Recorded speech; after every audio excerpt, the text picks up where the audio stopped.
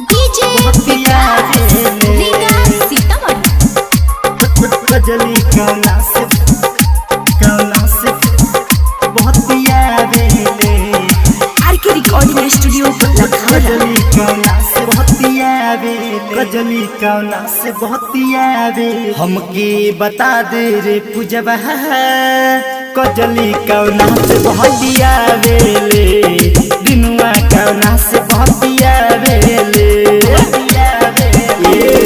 हमके बता दे रे पूजबा गजली कौना से बहुत प्यारे ले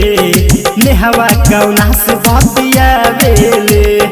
फोन नहीं करो त किस बात बर दूसरा के अब बहुत प्यारे ले हमके बता दे रे पूजबा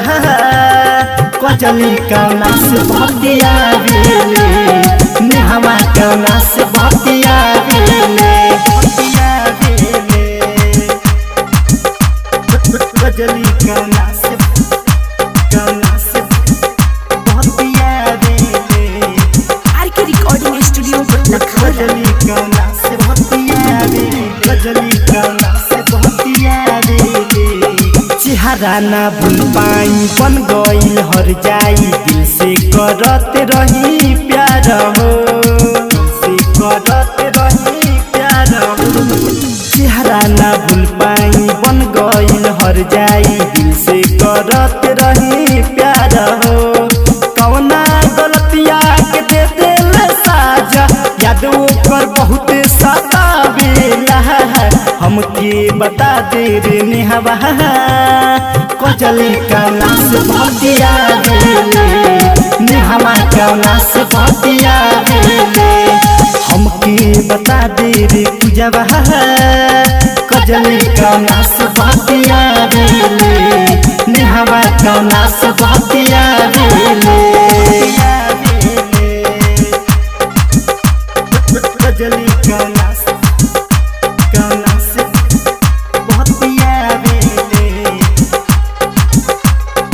गजली कौना से बहुत प्यारे गजली कौना से बहुत प्यारे ले हम ना जानत रही दे दी धोखा ओकरा पर कोई नहीं भरोसा न हो ओकरा पर कर भरोसा न हम ना जानत रही दे दी धोखा ओकरा पर कोई नहीं भरोसा न हो रंजीत राजा या तार के सभी की संदीप के फोन ना उठावे ले हमके बता दे रे नेहवा गजली कौना से बहुत प्यारे ले नेहवा कौना से बहुत प्यारे ले हमके बता दे रे पूजबा गजली कौना से बहुत प्यारे ले नेहवा कौना से बहुत प्यारे ले फोन नहीं करो त किस बात बर दूसरा के अब बहुत प्यारे ले हमके बता दे रे पूजबा